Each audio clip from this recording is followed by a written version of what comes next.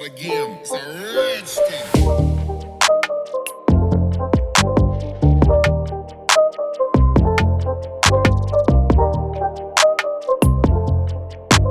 अस्सलाम वालेकुम, hello everyone and welcome to Fahad reactions. This is Fahad Ahmed from Gujranwala Pakistan. So friends, आज जो मैं वीडियो लाया हूँ वो है top 10 upcoming projects from ISRO, Indian Space Research Organisation. इसकी फुल फॉर्म है इसरो की, अगर किसी को नहीं पता तो दोस्तों आज हम इस पर रिएक्शन करने वाले हैं।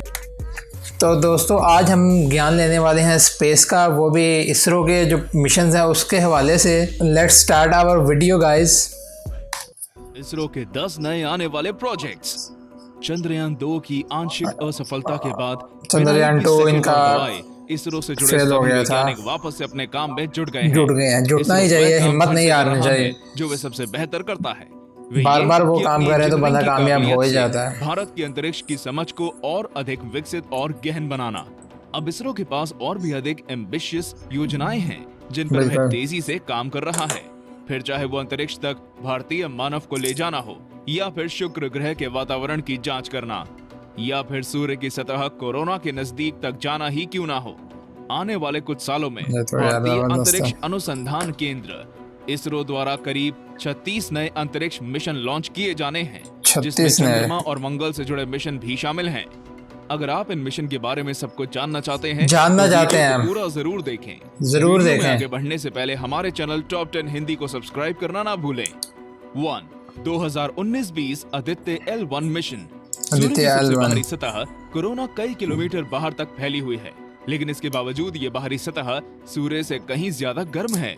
एक और जहां सूर्य का तापमान 5800 डिग्री सेल्सियस के आसपास, 5800 डिग्री, दोस्तों सोचो कितना गर्म होगा। 10 लाख डिग्री सेल्सियस के आसपास तक पहुंच जाता है। 10 लाख। विभिन्न देशों के अंतरिक्ष वैज्ञानिक आज तक सूर्य और उसकी बाहरी सतह के तापमान में इतने बड़े अंतर के पीछे की वजह नहीं ढूंढ पाए हैं। इस कारण का पता लगाना इसरो के आदित्य L1 मिशन की कई महत्वपूर्ण कार्यों में से एक है। इसरो का आदित्य L1 प्रोब सूर्य से जुड़े अनेक रहस्यों के बारे में जानकारी जुटाने के लिए करीब 15 लाख किलोमीटर तक का सफर तय करेगा। ये प्रोब अपने साथ 6 पेलोड लेकर जाएगा, जिसमें अलग अलग तरह के वैज्ञानिक उपकरण होंगे, जिनकी मदद से सूर्य से जुड़ी विभिन्न जानकारियां हासिल की जा सकेंगी। इसरो द्वारा आदित्य L1 प्रोब को साल 2020 तक लॉन्च करने की तैयारी की जा रही है। 2. दिसंबर 2021 या जनवरी 2022 Gaganyaan mission, human space flight. साल 1984 में भारतीय वायुसेना के स्क्वाड्रन लीडर राकेश शर्मा ने अंतरिक्ष में जाने वाले पहले भारतीय अंतरिक्ष यात्री बनने का सौभाग्य प्राप्त किया, लेकिन उस समय वे सोवियत यूनियन के अंतरिक्ष मिशन में 2 अन्य सोवियत अंतरिक्ष यात्रियों के साथ सोयुज T-11 में अंतरिक्ष की ओर गए थे। तब ना ही वह मिशन भारतीय था और ना ही वह अंतरिक्ष यान भारत में बना था।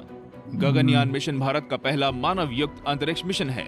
भारतीय अंतरिक्ष यान गगनयान साल 2022 में लॉन्च किया जाएगा, जिसमें पहली बार 3 भारतीय अंतरिक्ष यात्री 7 दिनों की अंतरिक्ष यात्रा पर जाएंगे।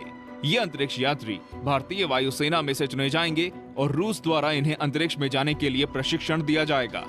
10,000 करोड़ ट्रेनिंग दी जाएगी वाला ये मिशन इसरो द्वारा विकसित की गई नई टेक्निक का प्रयोग करेगा, जिसमें कि मिशन की री एंट्री की क्षमता, crew escape system, thermal protection system और लाइफ सपोर्ट सिस्टम शामिल है।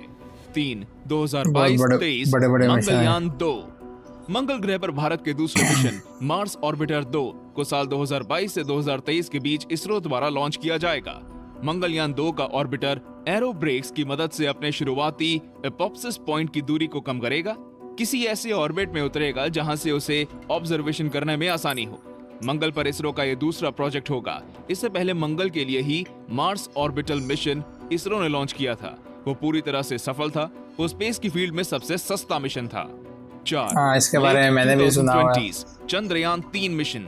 मंगलयान मूवी में सुना था। रोबोटिक स्पेस मिशन है, जिसके अंतर्गत जापान की एजेंसी JAXA के साथ इसरो साल 2024 तक चंद्रमा के साउथ पोल तक लूनर रोवर और लैंडर भेजेंगे। इस मिशन के लिए JAXA का H3 व्हीकल और रोवर और इसरो द्वारा निर्मित लैंडर प्रयोग किया जाएगा। चंद्रयान 2 के बाद इस मिशन से इसरो को और भारत के लोगों को बहुत ज्यादा उम्मीद है। चंद्रयान 2 की तरह ही इस मिशन का भी मुख्य उद्देश्य चांद की डार्क साइड को एक्सप्लोर करना होगा।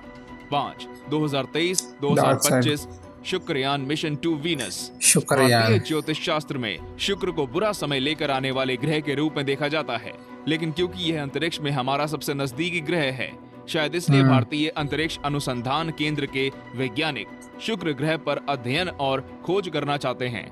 साल 2023 से 2025 के बीच इसरो शुक्र ग्रह के वातावरण के अध्ययन के लिए एक ऑर्बिटर मिशन रवाना करेगी। शुक्र ग्रह पृथ्वी के मुकाबले सूर्य के 30% ज्यादा नजदीक है, जिस वजह से उसका वातावरण ज्यादा घना और गर्म है। ये मिशन शुक्र ग्रह के वातावरण और इस पर सोलर रेडिएशन के प्रभाव का अध्ययन करेगा। शुक्र को अक्सर पृथ्वी का जुड़वा ग्रह कहा जाता है। शुक्र आकार में पृथ्वी से थोड़ा सा बड़ा है, लेकिन इन दोनों ही ग्रहों की डेंसिटी, संरचना और ग्रेविटी लगभग एक जैसी ही है। इतना ही नहीं, पृथ्वी और शुक्र इन दोनों ग्रहों का निर्माण 4.5 बिलियन साल पहले एक ही प्रकार की गैसों से हुआ था। 6. Late 2020s XPoSat planetary exploration. ISRO अपने सफल एक्स्ट्रोसैट मिशन के बाद एक्सपोसैट को लॉन्च करने की तैयारी बना रहा है। इसरो की multi wavelength X-ray astronomy observatory ब्रह्मांड में एक्स-रे के विभिन्न स्रोतों की खोज कर रही है। एस्ट्रोसैट मिशन की बड़ी सफलता को देखते हुए एक्सपोसैट मिशन से नई एक्स-रेज को खोजने की उम्मीदें बढ़ गई हैं, खासकर हमारे ब्रह्मांड में ब्राइट एक्स-रे सोर्स के पोलराइजेशन के कारण को समझने की उम्मीद। ऑब्जेक्ट्स जैसे कि न्यूट्रॉन स्टार, सुपरनोवा, पल्सर या ब्लैक होल के आसपास का रीजन भी वैज्ञानिकों को स्पेस रेडिएशन के इलेक्ट्रोमैग्नेटिक नेचर की जानकारी दे सकते हैं। स्पेस रेडिएशन की बेहतर समझ से हम भविष्य में न सिर्फ अपने स्पेसक्राफ्ट्स और अंतरिक्ष यात्रियों की जान बचा सकते हैं, बल्कि इससे हम ब्रह्मांड में होने वाली घटनाओं को बेहतर तरीके से समझ पाएंगे। 7. 2023 इंडिया स्पेस स्टेशन। इसरो के नए प्रोजेक्ट की कतार में भारत का अपना स्पेस स्टेशन भी शामिल है। वर्तमान में इंटरनेशनल स्पेस स्टेशन ही इकलौता ऐसा स्पेस स्टेशन है जो ठीक से कार्य कर रहा है, लेकिन वह भी सिर्फ साल 2028 तक ही कार्य कर सकेगा। भारत के प्रस्तावित स्पेस स्टेशन का वजन 15 से 20 टन का होगा, जिसमें 15 से 20 दिन तक अंतरिक्ष यात्री रुक पाएंगे। इसका प्रयोग माइक्रो ग्रेविटी के प्रयोग करने के लिए किया जाएगा। भारत का ये स्पेस स्टेशन असल मायने में 10,000 करोड़ रुपए की लागत वाले गगनयान मिशन का एक बड़ा रूप है। गगनयान मिशन के जरिए इसरो की साल 2022 तक अंतरिक्ष में मानव को भेजने की योजना है। 8. PSLV C-45 launching satellites from 3 different orbits. सभी देशों के बीच छिड़ी अंतरिक्ष रेस में भारत को भी पीछे छूटना मंजूर नहीं है। मंगलयान अब अपना पहला 3 मिशन मंगल जो मूवी थी, सॉरी, PSLV C-45 के जरिए लॉन्च करने के लिए पूरी तरह से तैयार है।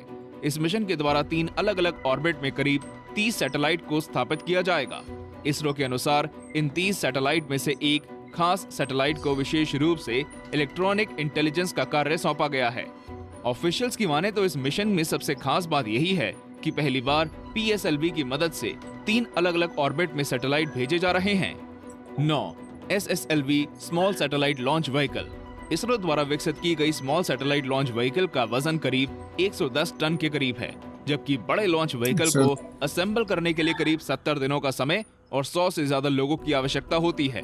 वहीं स्मॉल लॉन्च व्हीकल को मात्र 72 घंटों में 6 लोगों की मदद से आसानी से असेंबल किया जा सकेगा।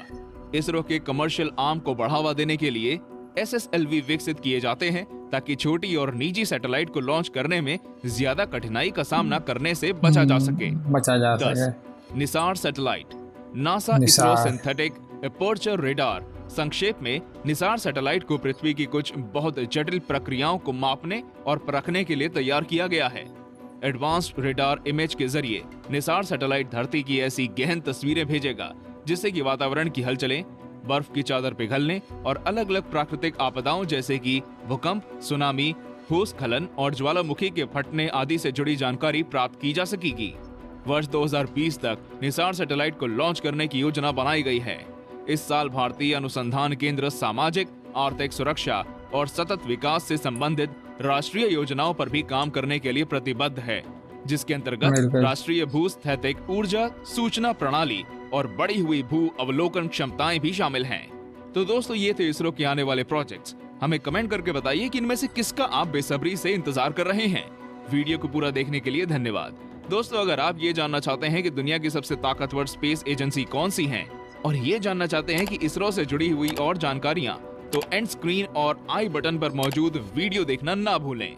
धन्यवाद। ठीक हो गया।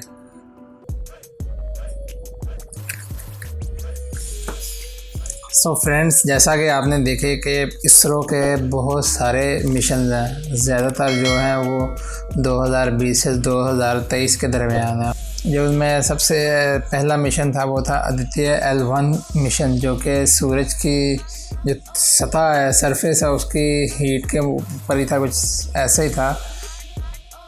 एक मुझे ये वाला मिशन अच्छा लगा, और एक गगनयान मिशन गगनयान, इसमें इंसानों को भेजना था। और भी यार बड़े अच्छे मिशन थे इसमें। मुझे तो हैरानी हुई कि इंडिया स्पेस के रिसर्च में इतनी आगे है। पाकिस्तान इतना आगे नहीं है, पाकिस्तान बल्कि है ही नहीं। पाकिस्तान ने कौन सा बोला अपना कोई रिसर्च स्टेशन बनाया हुआ है। इंडिया स्पेस की रिसर्च में बहुत आगे है, ये बात मानने वाली है। और वो बहुत पैसा खर्च कर रहे हैं। अगर वो कभी किसी मिशन में नाकाम भी हुए हैं, लेकिन वो कोशिश कर रहे हैं और करते रहेंगे जब तक वो कामयाब ना हो। जैसे चंद्रयान 2 इनका फेल हुआ, लेकिन उन्होंने इसको फिर करना है 2023-24 के दरमियान में। बात यही है कि बंदा कोशिश करता रहे तो काम हो जाता है, लोग कोशिश ना करें तो वो काम नहीं होता है।